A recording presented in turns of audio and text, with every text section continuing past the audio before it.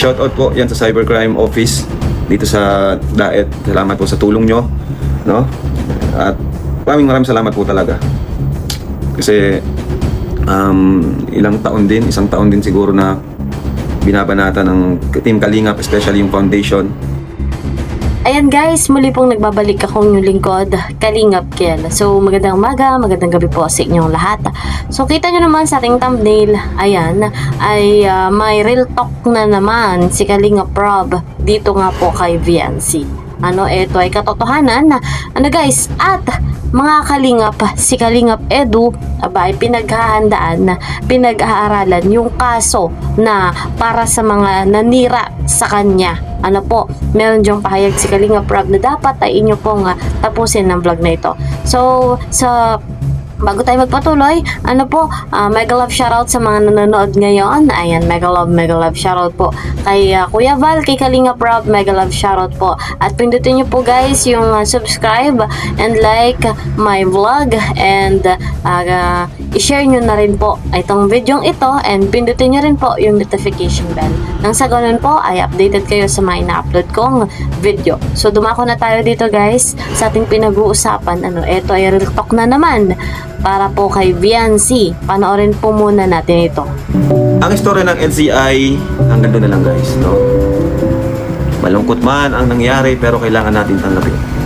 Hindi natin inaasahan na ganun ang kahantungan. Diba? Pero ang isipin na lang natin ay yung mga masasayang alaala. Diba? Isipin na lang natin yung masayang alaala tuwing sila nagtititigan, mga unang episodes, no? Mga panahong hindi pa toxic, mga panahong sobrang simple pa lang niya, wala pang nagmamanipulate. Grabe, nasarap balikan ng mga ganong panahon, diba? Yung masasaya lang tayo, wala yung masyadong, alam mo yun, yung masyadong pabida. Walang pabida sa sponsor, walang pabida sa eksena. Simple lang doon ang buhay panahon noon. Pero sa kasamang palad, nauwi sa tulpuhan. Grabe. Bakit naman ganon? Bakit umabot doon? Pero nangyari, kailangan na natin mag-move on. Kaya sa nagsasabi na LC pa rin hanggang dulo, wala na po yan. Wag na tayo umasa guys. History na lang yon, history na lang. Diba? Kaya wag tayo masyadong mag-expect kung ano man ano man ang mangyayari sa mga tandem. Yan ang sinasabi natin, wag tayong sobrang mag-expect sa kanila. Ano po? No? Mahalin natin sila bilang magkatandem. So ayun, credit kay Kalingap Rob. May real talk siya. At talagang tagos yung kanyang sinabi, yung pinagdaanan nitong si VNC. Kilalang naman natin si VNC, napanood natin sa vlog ni Kalingap Rob.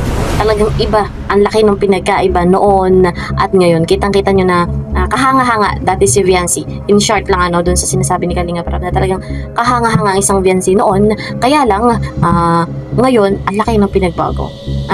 Sa kanyang ginawa, talagang sobrang laki ng pinagbago. Proud na proud tayo dati kay VNC, pero ngayon grabe po dahil nga sa mga nag-brainwash sa kanya. Ayan, yung mga nag-ano sa kanya, kung ano sinasabi, dagdag bawas kwento, hanggang sa ayun, gumawa siya ng aksyon na hindi naman karapat dapat.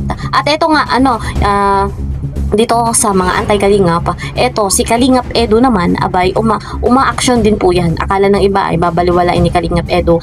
Pinag-aaralan ng kaso na dapat ay ikaso sa mga anti-Kalingap, lalo na doon sa nanira dito kay Kalingap Edu na matindi po. So ano nga ba yan? Panoorin po muna natin ito. Ano po yan? Malapit na po yan, malapit na. Nalalapit na po sila.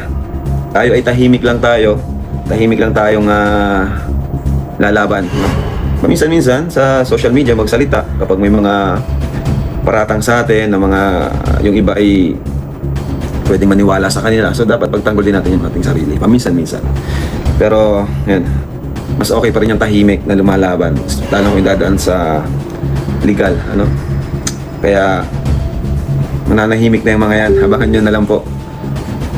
Kasi kausap na po namin yung opisina, nakausap na po namin ni Kuya Bal, at talagang willing na willing silang tulungan kami. Sobrang willing silang tulungan kami kasi napanood din nila yung mga video. Talagang grabe daw talaga yung mga ginagawa. Tapos nagtaka nga sila bakit ngayon lang daw kayo pumunta. Ang tagal na pala daw. Kaya yun. Kaya shoutout po yan sa Cybercrime Office dito sa Daet. Salamat po sa tulong nyo, no? At maraming salamat po talaga. Kasi isang taon din siguro na binabanata ng Team Kalingap, especially yung foundation, no? Mga kasiraan na wala namang mga ebidensya, di ba? Tayo naman is tahimik tayong kumikilos yung community natin sa mga mission natin, pero sila naghingialam sa atin na sino ba sila para magsalita, di ba? Ang kinukumbinsi na lang namin is si Papa Eds, pero si Eds madali lang naman yung kumbinsihin, lalo na kapag about po dyan. Kasi wala namang gagawin makikipag-usap lang naman dun sa opisina. Then yung mga video naman recorded naman yung mga video, naipon na.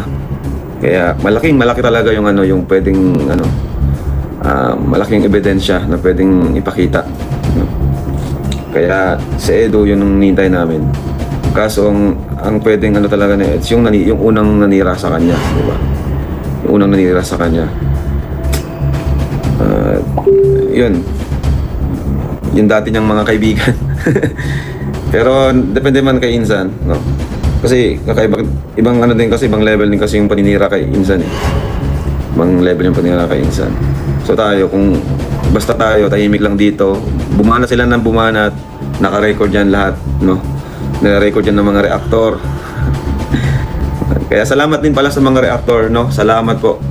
Yung iba sinasabi panggulo ang reactor, pero sa totoo lang malaking itutulong nila sa atin, no? Sila pa nga yung talagang grabing magtanggol sa atin, mga reactor. Kaya wag naman nating masamain, lalo na yung mga reactor na talagang maayos gumawa ng reaction video. So ayun nga, credit muli kay Kalingap Rob. Maliwanag na talagang humanda na ang dapat humanda. Yung mga antay dyan ay kinasuhan na ni Kalingap Rob at ni Kuya Val. At nabanggit din ni Kalingap Rob na si Kalingap Edu ay madali lang yang gumalaw at pinag-aaralan din kung paano makakasuhan pa. Alam niyo naman ang nangyari kay Kalingap Edu, ang daming pinagdaanan, ang daming pagsubok. So tuloy lang ang laban kahit na inuusik, kahit na pinababagsak ang Team Kalingap, nananatiling tumutulong si Kuya Val, si Kalingap Rob at si Kalingap Edu. Tuloy po yung kanyang ginagawang pag-charity, tuloy po yung kanyang ginagawang pagtulong sa mga nangangailangan. So support lang tayo, napakinggan nyo yung pahayag ni Kalingap Rob. So ayun nga po, hanggang dito na lamang. See you po guys sa next video. Mag-iingat po kayo palagi. God bless everyone. God bless Team Kalingap. Bye-bye.